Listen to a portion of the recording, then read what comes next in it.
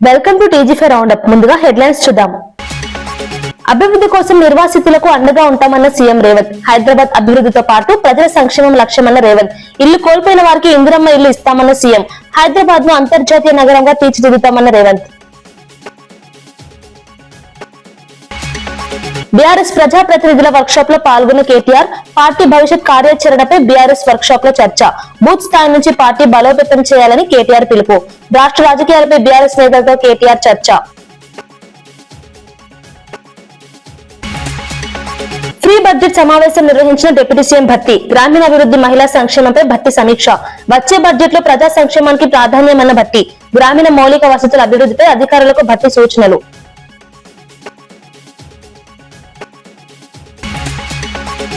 రైతులకు భారీ మేలు చేశామని కాంగ్రెస్ నేత చెనగాని దయాకర్. రైతు రుణమాఫీతో లక్షల మంది రైతులకు లాభమన్న దయాకర్.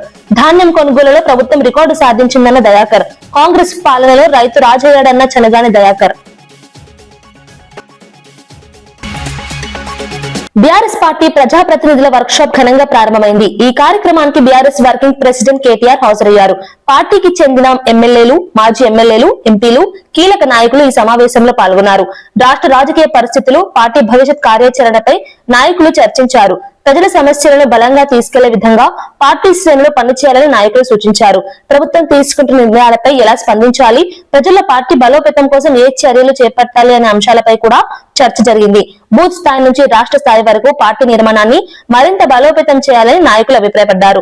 రానున్న రాజకీయ పరిస్థితులను దృష్టిలో ఉంచుకొని బీఆర్ఎస్ శ్రేణులు సమన్వయంతో పనిచేయాలని కేటీఆర్ సూచించారు.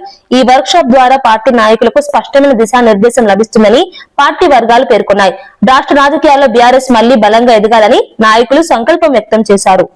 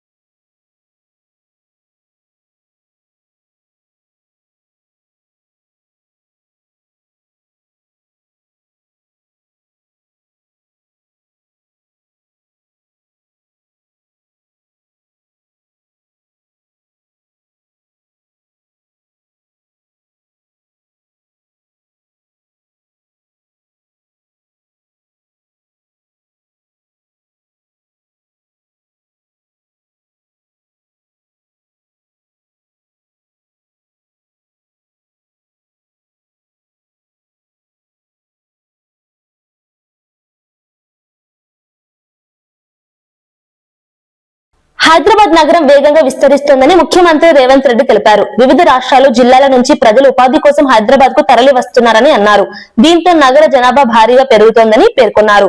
పెరుగుతున్న జనాభాకు అనుగుణంగా నగరాన్ని అభివృద్ధి చేయాల్సిన అవసరం ఉందన్నారు. మౌలిక వసతులను విస్తరించేందుకు ప్రభుత్వం పలు అభివృద్ధి కార్యక్రమాలు చేపడుతోందని తెలిపారు. ఈ అభివృద్ధి పనుల్లో భాగంగా కొంతమంది తమ ఇల్లు, స్థలాలు కోల్పోయే పరిస్థితి రావచ్చని చెప్పారు. అలాంటి నిర్వాసితులకు ప్రభుత్వం పూర్తిగా అండగా ఉంటుందని భరోసా ఇచ్చారు. అర్హులైన కుటుంబాలకు ఇందిరమ్మ ఇల్లు అందించేందుకు చర్యలు తీసుకుంటామని తెలిపారు. ప్రజల జీవితాల్లో ఇబ్బందులు రాకుండా అభివృద్ధి కార్యక్రమాలు చేపడతామని స్పష్టం చేశారు. నగర అభివృద్ధి, ప్రజల సంక్షేమం రెండూ సమానంగా ఉండేలా ప్రభుత్వం కృషి చేస్తుందని సీఎం తెలిపారు. హైదరాబాద్ ను అంతర్జాతీయ స్థాయి నగరంగా తీర్చిదిద్దే దిశగా ప్రభుత్వం ముందుకు సాగుతుందన్నారు. వివిధ జిల్లాల నుంచి, వివిధ రాష్ట్రాల నుంచి, వివిధ దేశాల నుంచి కూడా మన ప్రాంతానికి ఉద్యోగ ఉపాధి అవకాశాల కోసం ఇక్కడికి తరలి వస్తున్నారు. మనం కళ్ళు మూసి తెరిచే లోపల వేల మంది లక్షలైనరు. ఇవాళ లక్షల జనాభా 1,34,00,000కు పెరిగిపోయింది అనంటే ఈ మహానగరం ఈ రోజు ప్రపంచంతోనే పోటీ పడే విధంగా ఈ రోజు అభివృద్ధి చెందుతున్నది. ఈ రోజు లక్షలాది మంది ఇతర ప్రాంతాల నుంచి ఇక్కడికి వచ్చినప్పుడు నివసించడానికి స్థలం లేకనో, అవకాశం ఉన్న దగ్గర చిన్న చిన్న గుడిసెలు వేసుకోనో, లేకపోతే వాళ్ళ ఆదాయంలో 1-2 గదులు నిర్మించుకోనో, ప్రభుత్వ స్థలాలలో లేకపోతే చెరువుల్లో నిర్మాణం చేసుకొని ఉండొచ్చు. కానీ అనధికారికంగా అలా కట్టుకున్న వాటిని తొలగించినప్పుడు కొంతమంది పేదలకు నష్టం జరిగి ఉండొచ్చు, ఇంకొంతమంది పేదలకు దుఃఖం కలిగి ఉండొచ్చు. ఇవాళ నేను వేదిక మీద నుంచి స్థానిక శాసనసభ్యులు అదేవిధంగా మిత్రుల అరికపూడి గాంధీ గారికి నేను సూచన చేస్తున్నా, ఈ విధంగా ఎవరైనా నిర్వాసితులు జరిగితే, వాళ్ళు ఏవైనా నివాస స్థలం కోల్పోతే వాళ్లకు కొన్ని డబుల్ బెడ్రూమ్ ఇండ్లు నేను తీసిపెట్టినా, నిజమైన అర్హులైన పేదలుంటే వాళ్లకు నివసించడానికి అవసరమైన వసతిని కల్పిద్దాము. మీరు వాటికి సంబంధించిన వివరాలు సేకరించండి.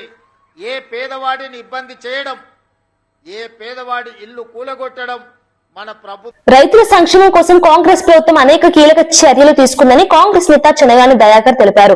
రైతుల గురించి మాట్లాడే అర్హత కేటీఆర్ కు లేదని ఆయన విమర్శించారు. కాంగ్రెస్ ప్రభుత్వం 27,000 కోట్లతో రైతు రుణమాఫీ చేసి 3 లక్షల మందికి పైగా రైతులకు మేలు చేసిందని చెప్పారు. రాష్ట్ర వ్యాప్తంగా రైతుల నుంచి పెద్ద ఎత్తున ధాన్యం సేకరించామని పేర్కొన్నారు. సుమారు 14 లక్షల మంది రైతుల నుంచి 70 లక్షల మెట్రిక్ టన్నుల ధాన్యం కొనుగోలు చేశామని తెలిపారు. రైతులకు మద్దతు ధరతో పాటు అదనంగా బోనస్ కూడా అందించామని చెప్పారు. సన్న వడ్లకు 1,425 బోనస్ ఇచ్చినట్లు తెలిపారు.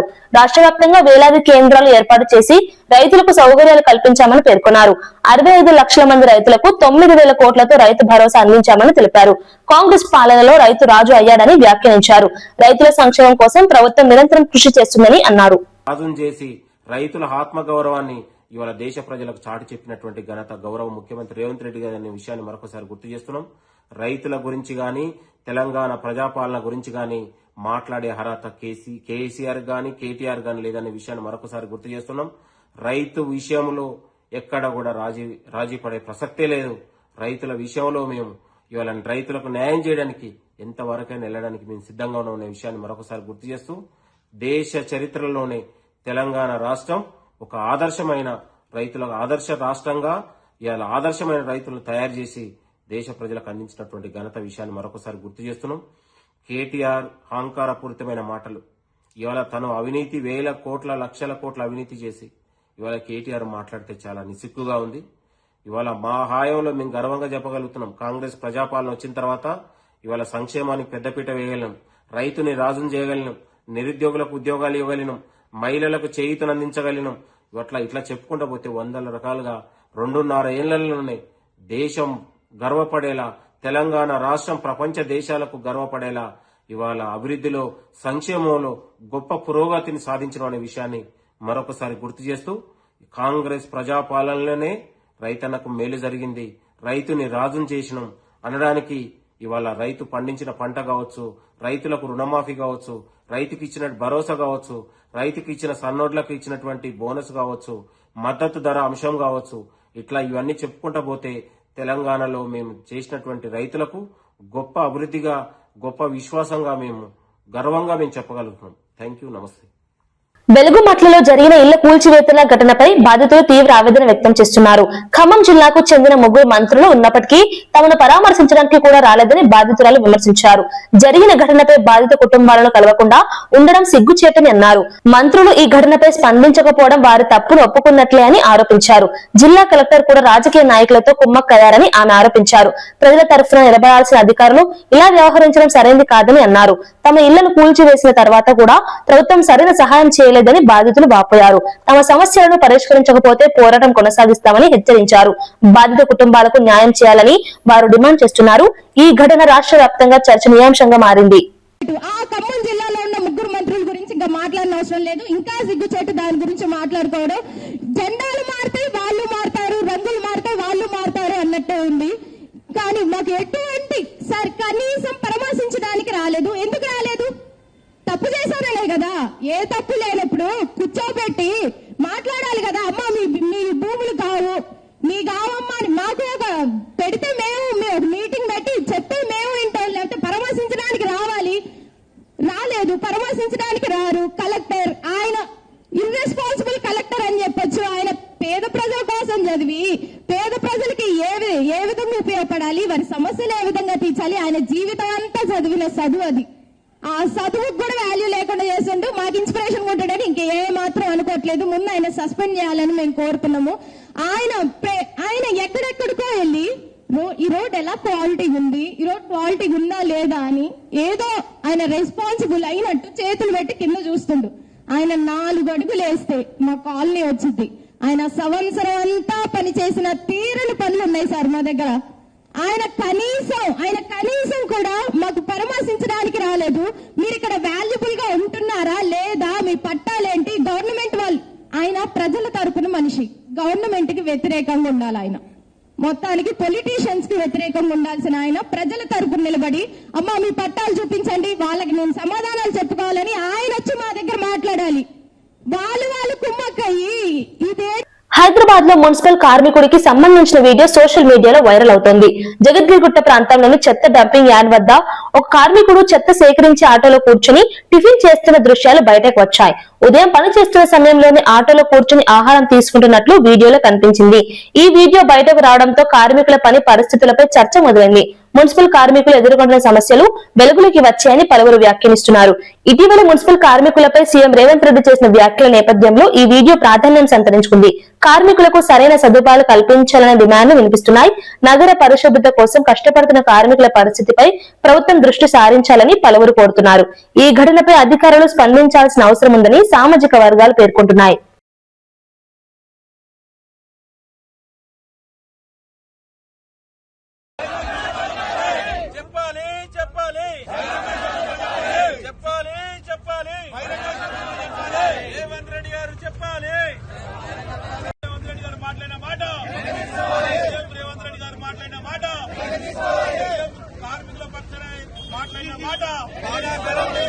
కార్మికుల పక్షాన మాట్లాడిన మాట రేవంత్ రెడ్డి గారు మాట్లాడిన మాట. రాబోయే ఆర్థిక సంవత్సరానికి సంబంధించిన బడ్జెట్ రూపకల్పనలో భాగంగా deputy CM Bhatti Vikramarka free budget సమావేశం నిర్వహించారు. పంచాయతీరాజ్, గ్రామీణాభివృద్ధి, మహిళా శిశు సంక్షేమ శాఖలకు సంబంధించిన అంశాలపై ఈ సమావేశంలో చర్చ జరిగింది.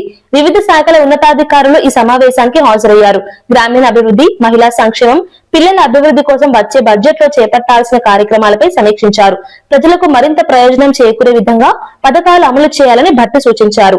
గ్రామీణ ప్రాంతాల్లో మౌలిక వసతుల అభివృద్ధికి ప్రాధాన్యత ఇవ్వాలని అధికారులకు ఆదేశించారు.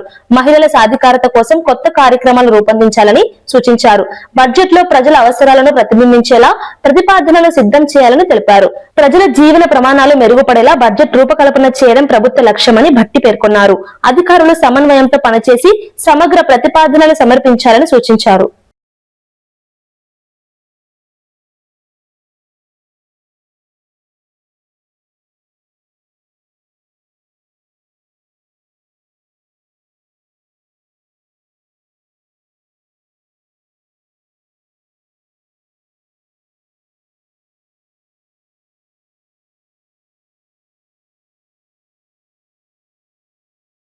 శంషాబాద్ అంతర్జాతీయ విమానాశ్రయంలో తెలంగాణ నూతన గవర్నర్ శివప్రతాప్ శుక్లాకు ముఖ్యమంత్రి రేవంత్ రెడ్డి స్వాగతం పలికారు.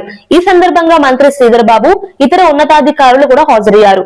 గవర్నర్ గా బాధ్యతలు స్వీకరించేందుకు హైదరాబాద్ కు వచ్చిన శివప్రతాప్ శుక్లాను అధికారులు ఆత్మీయంగా ఆహ్వానించారు. రాష్ట్ర ప్రభుత్వ తరఫున సీఎం రేవంత్ రెడ్డి శుభాకాంక్షలు తెలిపారు. అనంతరం గవర్నర్ కు అధికారిక కార్యక్రమాల వివరాలు తెలియజేశారు.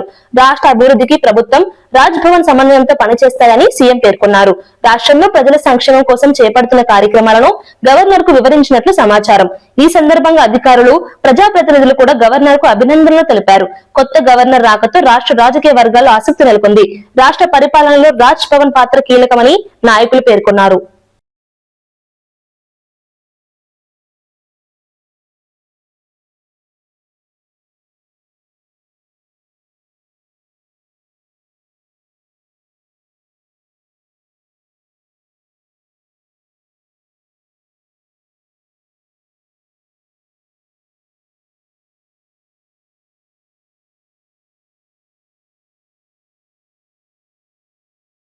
క్యాతన్పల్లి మున్సిపల్ చైర్మన్ ఎన్నికలపై ఆసిఫాబాద్ ఎమ్మెల్యే కోవ లక్ష్మి స్పందించారు.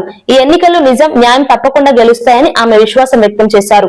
ప్రజాస్వామ్య విలువలు ఎప్పటికీ నిలుస్తాయని పేర్కొన్నారు. ప్రజల అభిప్రాయం ప్రకారమే ఎన్నికల ఫలితాలు వెలువడతాయని తెలిపారు. ప్రజాస్వామ్య విధానాలను గౌరవిస్తూ ఎన్నికల ప్రక్రియను నిర్వహించాల్సిన అవసరం ఉందన్నారు. ప్రజల సంకల్పాన్ని ప్రతిబింబించే విధంగా ఎన్నికలు జరగాలని ఆమె అభిప్రాయపడ్డారు. స్థానిక రాజకీయాల్లో ఈ ఎన్నిక ప్రాధాన్యతను సంతరించుకుందని అన్నారు.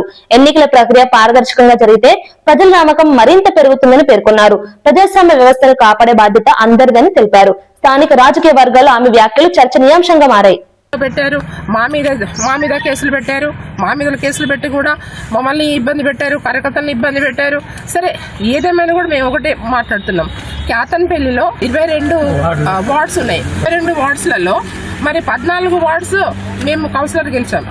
మరి 7 వార్డ్స్ ఏమో మనం కాంగ్రెస్ వాళ్ళు గెలిచారు. మరి 7 వార్డులో గెలిచిన వాళ్ళు చైర్మన్ అవుతారా, 14 వార్డులో గెలిచిన వాళ్ళు చైర్మన్ అవుతారా? ఇప్పుడు ప్రజలందరూ కూడా గమనిస్తున్నారు, ప్రజలందరూ కూడా చూస్తున్నారు. అధికారం ఉంది, నేను మంత్రిగా ఉన్నాను, నేను ఏది చేసినా నడుస్తుందంటే నడుస్తుందా? వెలుగుమట్ల బాధితులకు న్యాయం చేయాలని డిమాండ్ చేస్తూ తెలంగాణ జాగృతి కార్యాలయంలో కవిత నిరవధిక నిరాహార దీక్ష కొనసాగిస్తున్నారు. పేదలకు ఇల్లు నిర్మించే వరకు ఈ పోరాటం ఆగదని ఆమె స్పష్టం చేశారు. వెలుగుమట్ల ఘటనపై నిజాలు బయటకు రావాలని డిమాండ్ చేశారు. ఈ విషయంలో రాహుల్ గాంధీకి ఓపెన్ లేఖ రాస్తామని తెలిపారు. వెలుగుమట్ల ఘటనలో 3 మంత్రులు అవినీతి చేశారని ఆరోపించారు. పేదల ఇళ్లను కూల్చివేయడం అన్యాయమని తీవ్రంగా విమర్శించారు. కూల్చివేతలను వెంటనే ఆపాలని డిమాండ్ చేశారు. పేదలకు భూములను కేటాయించి ఇల్లు నిర్మించాలని కోరారు. బాధితులకు న్యాయం జరిగే వరకు పోరాటం కొనసాగుతుందని కవిత స్పష్టం చేశారు. ఈ నిరాహార దీక్ష రాష్ట్ర రాజకీయాల్లో చర్చనీయాంశంగా మారింది. ఆ మొత్తం భూమిని కూడా పెద్దవాళ్ళకు అప్పగించాలని ఈ ప్రభుత్వం ప్రయత్నం చేస్తుంది. ఈ రేవంత్ రెడ్డి గారి ప్రభుత్వం, ఈ కాంగ్రెస్ ప్రభుత్వం ప్రజా వ్యతిరేక ప్రభుత్వం, పేదలకు వ్యతిరేక ప్రభుత్వం కాబట్టి అది పెద్దవారికి ఇచ్చే ప్రయత్నం చేస్తుంది.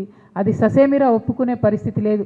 ఎందుకంటే అక్కడ ఆల్రెడీ 8, 10, 12 ఏళ్ల నుంచి ఉంటున్న పేదవాళ్ళు ఆ భూమి విలువ పెరిగింది అంటే పేదవాడికి భూమి ఉంటే ఆ విలువ పెరిగితే కూడా ప్రభుత్వానికి ఇబ్బంది అన్నట్టుగా ప్రభుత్వం బిహేవ్ చేయడాన్ని మేము తప్పుపడతా ఉన్నాం. ఖచ్చితంగా ఎక్కడైతే ఆ పేదవాళ్ళ ఇండ్లు కూలగొట్టినరో అక్కడనే వాళ్ళకు ప్లాట్లు ఇవ్వాలి, అక్కడనే వాళ్ళకు మీరు డబుల్ బెడ్రూమ్ ఇండ్లు కూడా కట్టించేయాలని చెప్పి మేము ప్రభుత్వాన్ని డిమాండ్ చేస్తూ నా దీక్షను కొనసాగిస్తూ ఉన్నాను. దాంతోపాటు నేను ఇంకొక మాట కూడా చెప్తా ఉన్నాను.